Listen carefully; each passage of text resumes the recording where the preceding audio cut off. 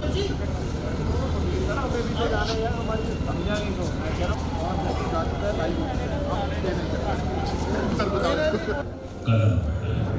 तो बड़े आ रहे हैं।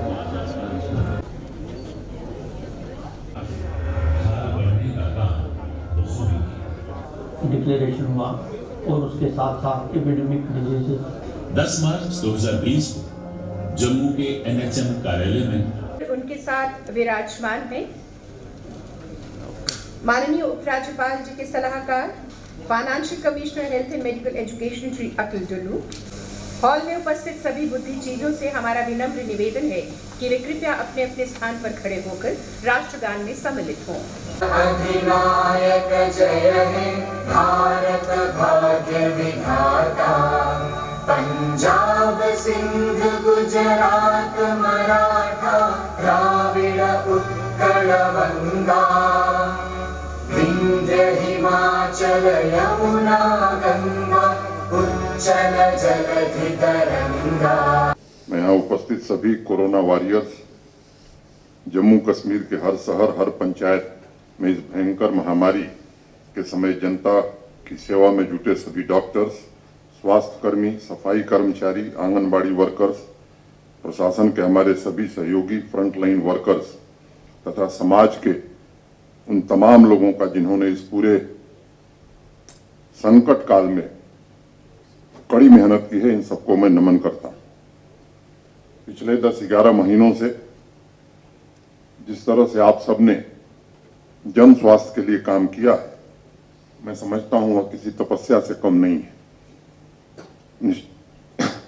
एक बड़ा लंबा दौर था जब दूर दूर तक उम्मीद की किरण नहीं दिखाई पड़ती थी, तब भी अपने स्वास्थ्य, अपनी और अपने परिवार की चिंता किए बगैर निस्वार्थ भाव से आप सबने जो काम किया है, उसकी सराहना के लिए मुझे लगता है शब्द छोटे पड़ जाएंगे। शुरुआती दिनों की चर्चा मेरे पूर्व के वक्ताओं ने की है, मैं उस तकनीकी विवरण में जाने की जरूरत नहीं समझता हूं, लेकिन आप सबके जज्बे, त्याग और सेवा भावना से ही जम्मू कश्मीर के लोग इस संकट से बाहर निकल सके हैं।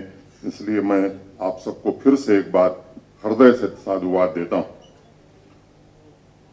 अब जब भी इतिहास लिखा जाएगा इस देश का, मुझे लगता है कि प्री पैंडेमिक और पोस्ट पैंडेमिक ये दोनों बातें जरूर आने वाले दिनों में लिखी जाएंगी और ये भी कहा जाएगा कि मानवता की सर्वोच्च सेवा के लिए कोरोना वॉरियर्स ने, फ्रंटलाइन वर्कर्स ने और समाज के विभिन्न वर्गों ने जो काम किया वह निश्चित रूप से सराहनीय नहीं है, बल्कि स्वर्णाक्षरों में लिखा जाएगा। आज का दिन निर्णायक, इस लड़ाई का निर्णायक दिन मैं कहूं, और दुनिया के सबसे बड़े टीकाकरण अभियान का प्रारंभ देश के सम्माननीय प्रधानमंत्री आदरणीय नरेंद्र मोदी जी द्वारा आज प्रारंभ होने जा रहा है।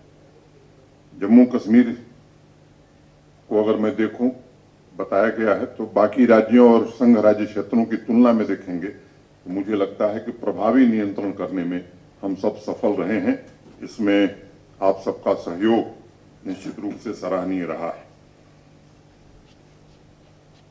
आज फ्रंटलाइन वर्कर्स और स्वास्थ्य कर्मियों के लिए वैक्सीन का इंतजार खत्म हो गया है। टुल्लू साहब ने बहुत विस्तार से बताया है, मैं उस विवरण में नहीं जाना चाहता। तैयारी हमारी पूरी है और मैं कहना चाहता हूं कि आज जिनको टीका लगेगा वो ये न मान लें कि टीका लगने के बाद हम पूरी तरह स्वस्थ हो गए। 28 दिन बाद दूसरा टीका लगेगा और दूसरे टीके के 14 दिन बाद तब आप ये मान सकते हैं कि नहीं, अब हम खतरे के बाहर हैं, अब हमारे ऊपर कोई संकट नहीं है। बीच में जो एसओपीज बनाई गई, जो सावधानियां बरतने को कही गई, मैं समझता हूं ये हमें टीकाकरण के बाद भी सावधानियां बरतने की जरूरत है। पहले प्रधानमंत्री जी ने या एक सामान्य भाषा हो गई थी कि जब तक दवाई नहीं तब तक ढिलाई नहीं। मुझे लगता है कि दवाई के बाद भी 45 दिन तक ढिलाई नहीं बरतनी है। ये निश्चित रूप से हम सबके ध्यान में रखने की जरूरत है। पूरी बात हो गई है, प्रधानमंत्री जी कुछ समय में आने वाले हैं। 26 मीटिंगें अभी तक भारत सरकार के स्वास्थ्य मंत्रालय ने विभिन्न राज्यों और संघ राज्य क्षेत्रों के हेल्थ से जुड़े हुए अधिकारियों के साथ की है। तो मुझे लगता है कि शायद कोई ऐसा महीना रहा होगा पिछले 11 महीने में जब देश के सम्माननीय प्रधानमंत्री स्वयं एक बार या दो बार इस तरह की पहल उन्होंने नहीं की है। मुझे लगता है कि आज हम सबके लिए गर्व का विषय है, देश के वैज्ञानिकों और जिन लोगों ने ये वैक्सीन निकाली है, मुझे लगता है कि पूरा देश आज उन्हें नमन कर रहा है।